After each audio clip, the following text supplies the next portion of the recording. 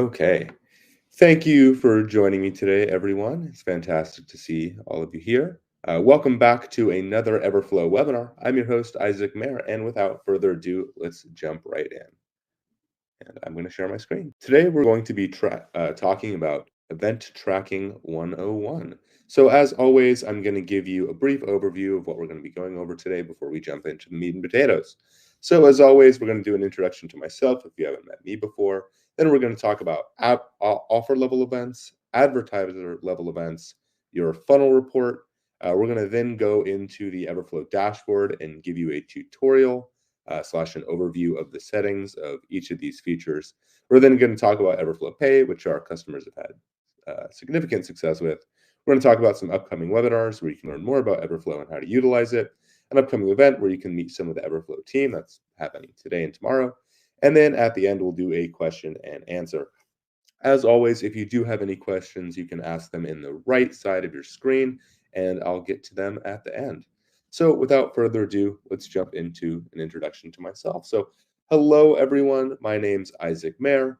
I'm a customer success manager with Everflow, and I've been in affiliate marketing for 6 and really going on 7 years now.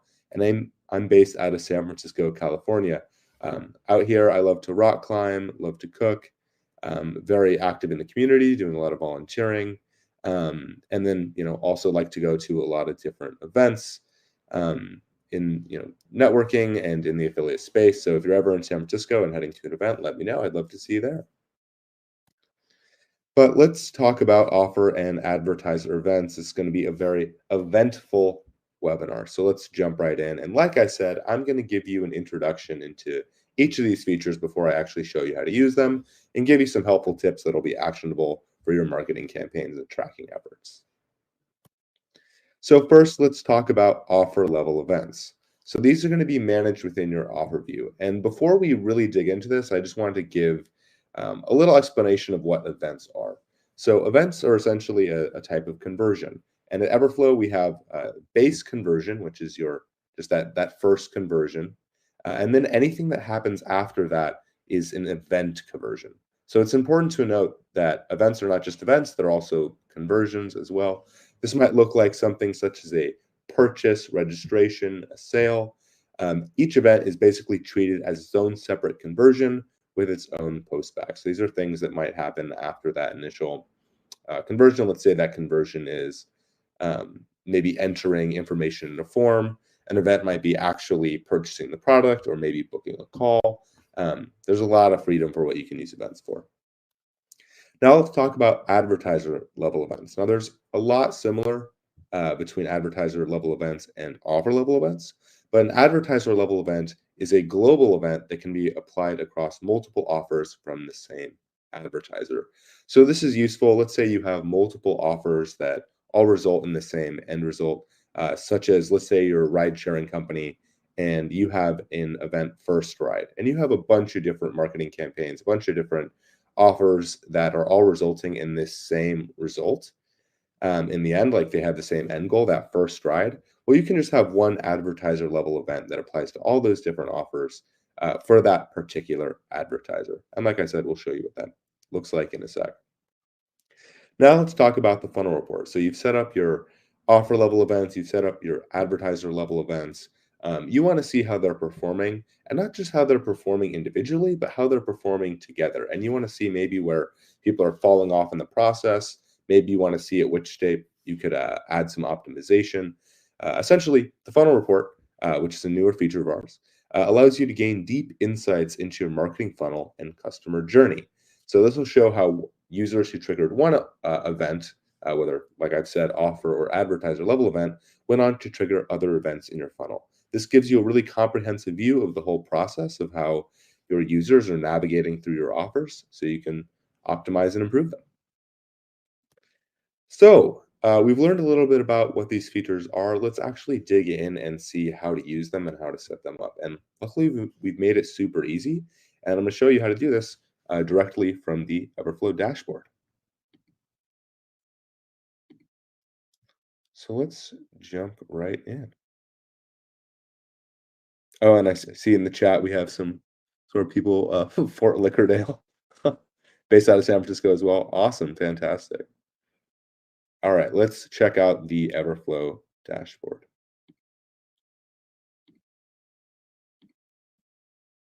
Okay, and let's actually jump right back to the dashboard so we can pretend like we're looking at this one the first time. Okay, so here's the Everflow dashboard. We have all this useful data that we've set up here. That's fantastic. Let's talk first about offer events. So, like I said, they're managed at the offer level. So, it would just make sense to go to our offers and click manage. So, click manage. We're then going to go to the offer that we want to create an event for and click on it. We can click right here, or we can go in to edit because we're going to be editing it anyway. And we can click edit. So from here, we're going to go to the revenue and payout tab. You just see that right there. Nice and easy to see. And if you scroll down, lo and behold, here's the additional events section. So these are just events. If we want to create one, we can just click add event, easy peasy. We're going to give it a name. We're going to call it best event ever because it's the best event ever. And then we're going to select a revenue type. So there's a few different settings that I'm going to go through now. One, we have our revenue type, and you can do revenue per action, revenue per sale. If you do want to learn more about these specific revenue types and payout and revenue settings, we do have additional webinars and help desk articles about that. And then we're going to set the revenue, and we'll set it to a lot of money because it's a big event. It's the best event ever. We also have private versus public. So this is important here. Essentially, private will hide the event and all its data from the partner. Public will make the event accessible to the partner. They'll see it in reporting and will be allowed to be paid for it as well. So if this is private, then it's something essentially that you will just want to track yourself, not something you want to be sharing with the partner necessarily. And for public, like I said, this is something that the partner can see. They'll see what the payout or incentive is for them to complete this action. It's really a matter of your individual marketing campaign, your individual offer of how you'll set that. Please do note that private events will not fire partner postbacks to partners. If it's private and we don't want our partner to see it, then we're definitely not going to want to send them that post back. So going into the further settings, we have the manually approve events. If this is toggled, then you will have to actually approve the events as they come in. So this will hide this event from partners and it won't fire their post back until you actually approve it. So this is separate from the visibility setting. But essentially this is just for the actual events as they occur. So if it is set to manually approve, then these conversions will come in under pending and you'll need to approve them before they fire partner post back and result in a payout for the partner. We also have allow duplicate events. Enabling this will allow partners to deliver multiple approved events from the same transaction ID. Just like for other duplicate settings on Everflow, if disabled, those conversions are rejected and not payable to partners. And then finally, we do have caps. So you can have the revenue and payout of the event be counted towards the cap on the offer, offer group, and custom setting level. Please do note that events will only be counted when enforced caps is toggled on, and there's a cap set on the revenue and payout level. So you can decide if you want your events to be counted in caps. All right, and then we can just click add right here. Fantastic, just add and get that added. We'll X out of it today.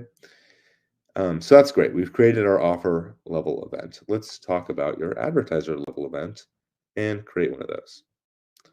So today we're going to go to advertisers. And I do want to note that certain companies might use different verbiage for instance, like partners, advertisers, like partners could be affiliates or partners or publishers. Advertisers could also be clients. In this case, we're calling it clients. But this is advertisers. All right, so we're going to go to advertisers, manage, and we're going to click on an advertiser, just like we did before. And we're going to go to the events tab right here. So at our advertiser, we're clicking events. and we're going to click Add Event, just like we did on the offers page, except there's significantly less settings here, you'll notice. Here, we'll enter our name. We call it Test Webinar. Or you know what? This is also the best event. Best Advertiser Level Event. All right, and even an exclamation mark because it's so good. And we'll set our status to active, of course, because we want this to be active. And we'll get this added. So that's fantastic. We've created this event. However, it's a little bit more complicated than that because we actually have to add this to offers in order for it to function, right? Okay, so we're going to go to an offer and we're going to assign it to that offer. So let's go back to our offers, manage, and we're going to click back on this handy dandy offer right here. And we're going to go back to that revenue and payout card. And we're going to click add event once again. And here, so if you use the term advertiser, it'll say advertiser. We can click yes and select the specific event. So in this case, we're selecting our best advertiser level event and we're adding it. Once again, we do have all the settings that we had before, very much the same, but this way we can just make sure that we're using that advertiser level event across multiple offers. Nice and quick and easy, just that little toggle right there. Okay, going into the postbacks, let's get out of here. Okay, should be noted that you can set essentially one postback um, for all of your different uh, for all of your different for all of your different offers for that same advertiser level event. And it's nice and easy, luckily. You can go right here. We click on that client ID, or that would be advertiser ID. And as you can see here, when I toggle between them, so if I select offer ID, then this postback, or in this case, JavaScript SDK, only applies to this specific offer. But if we select client ID or advertiser ID, it becomes advertiser ID 2. And now this will work with every offer that uses this advertiser event. So this is now an advertiser specific postback or JavaScript SDK. We do want to make sure that the URL matches here, the domain matches here as well, though. All right. You can then copy that postback URL, or in this case, JavaScript SDK, and provide it to your advertiser so they can use it to fire those events whenever they occur. Okay, let's look into the funnel report. So like I said, this is a super powerful tool that will allow you to gain deep insights into your marketing funnel and customer journey. It's also going to help you keep your data nice and clean in the process. So you're going to get a detailed breakdown of your user behavior, showing how users who triggered one event went on to trigger other events in your funnel. And you can see that we're right here. And just to show you how to get there, we're going to go to Analytics and Funnel. And then we'll land right here. This is a new feature that we just released. All right. So from the funnel report right here, and we'll talk about each of these different features in a little bit, you can visualize the relationships between selected events. You can track user progression through different stages of the funnel, as you can see here. You can measure the average time intervals between funnel stages. So you can see that time delta right down here. And you can also access associated costs and other key metrics for each funnel stage. You can see funnel cost, funnel revenue for each of these steps. One thing to note is the funnel report shows which actions are taken by the users who perform the source event, but it doesn't indicate the order of these actions, though you can check the time delta column showing you the average time it took between events. And if you would like to reorder the events, we've made it nice and easy right here. You just want to make sure that these are in the right order.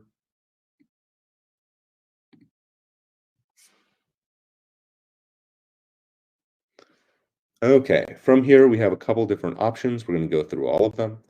You can choose a funnel type. So you can do events related to a specific offer, or in this case, it says client level, but that is also advertiser level. You can analyze either the offer level or a client, or sorry, advertiser level events. Make it either, make your favorite, whichever is relevant. You're going to select your target. So for offer level events, we're going to select the offer. And for advertiser level events, we would select the advertiser. And then we can, if we'd like, select a child. So this will narrow down the funnel to a specific partner or other child entity, such as a country, city, creative, or language. We're also going to select a time interval. So pretty standard, but this is just the time interval that we'll be checking. Please do note that this can only currently check a maximum of 31 days at a time. So you'll want to make sure that you select something within that day range. All right. So on the next step, we'll click Add Events. So let's get rid of these for now, just so we can show you how to do it. You'll have to add events, and you'll have to select at least two. And you can select all these. You'll be selecting the events that are included in your funnel. Unselected events, of course, will be excluded. And you can see how you can select all and clear all right here. Okay. So, like I've said, we can drag and drop them into the appropriate order. Maybe we want two to be over here. And we just want to make sure that we get it in the right order, the logical order of the customer journey. So for instance, that might be like lead submit, lead qualified, sign up, upsell. The first selected event will be that source event. Essentially, this will be the event that progression rate and delta calculation are based on. All right, so here, let's get number 4 to number 2. Do this one more time.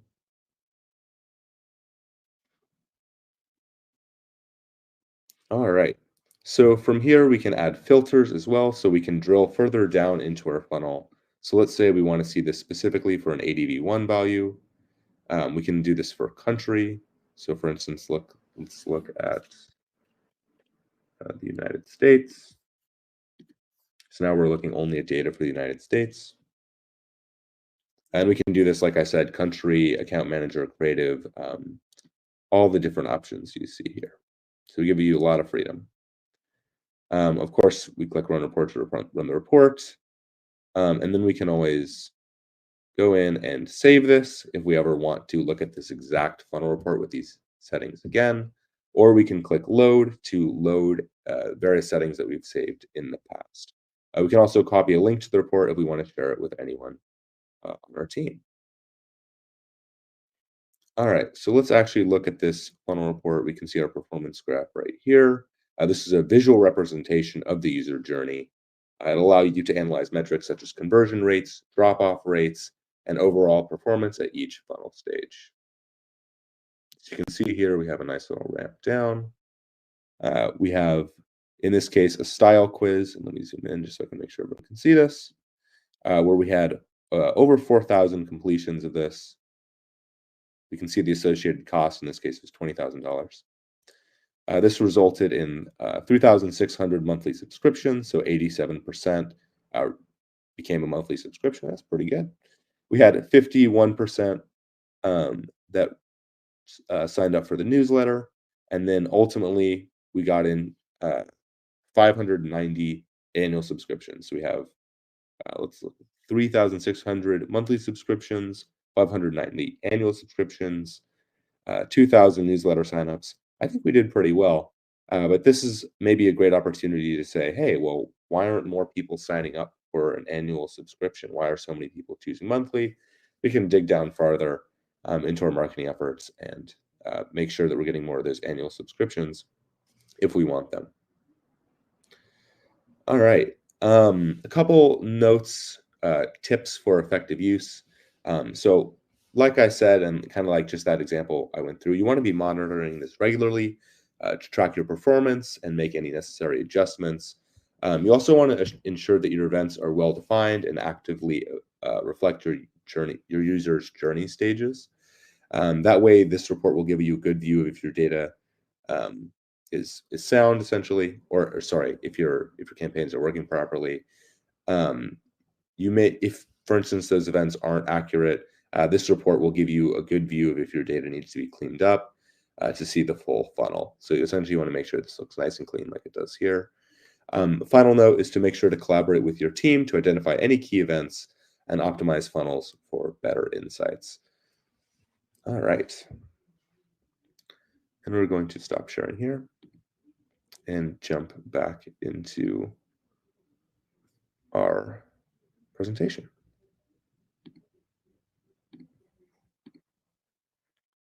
Okay, so we did that tutorial. We looked through the settings. We've been through a lot today. I did want to share one helpful feature, just that I've noticed a lot of our clients having a lot of success with. A ton of our new clients are using this just right out of the bat, but we came out with this later last year after a lot of existing clients had been with us for a while. If you're an existing client and you've been with us for a while, you may not have seen Everflow Pay, but I wanted to share it because it's been so incredibly helpful for so many of our clients, and it saved them so much time and effort. So essentially, what Everflow Pay is a payment service directly into, or it's at Everflow's direct payment service that allows you to automate generating invoices and payments for partners. It's the only payment method that's automated at partner signup, so we wanted to make payments as easy as possible for partners, and we did a fantastic job. It also shows a warning bar on the partner's dashboard to enter their payment info if they haven't done that. None of the other payment services do that. Ultimately, this saves you time in setting up the partner billing method and chasing down your partners to input that information. So at the end of the day, adding new partners isn't a hassle. It's just something that helps you grow, and it's nice and easy. This ultimately creates a seamless partner payments onboarding experience. Our clients that have not used Everflow Pay in the past and then signed up for it have had tremendous success. Devily is a great example. I was just talking to them recently. Yeah, if you're interested in Everflow Pay, you can contact support at pay.help@everflow.io or reach out to a customer success manager in your chat. We'll be more than glad to discuss it with you and help you find the same results that our clients who have had success with it have also found. So fantastic. Let's talk about some upcoming webinars. If you enjoyed this webinar and found it useful, and I hope you did, I'm sure you did, you can find us talking about Security 101. We'll be talking about network API keys, whitelists, and multi-factor authentication. That'll be December 11th. You can also see us talking about Conversion Methods 101. That'll be December 18th at 11 a.m. Pacific Standard Time. I'll be giving that one, so I hope to see you there. What's next? If you want to actually see us in person, because over camera is great, but I always prefer in person, you can find us at Affiliate World Asia. That's in Bangkok, Thailand. That's today and tomorrow. So if you haven't booked a flight yet, I recommend getting on it. But we'd love to see you there if you happen to be in town. So thank you so much for joining us on another Everflow webinar. I had a lot of fun talking about events today. I hope you found it eventful. If you have any questions, now's the time where I'll be more than glad to answer them. I do have the answers. But as always, your customer success team is always here and available for one-on-one questions and feedback. So if you're watching this on YouTube, thank you, and we'll see you in the next one.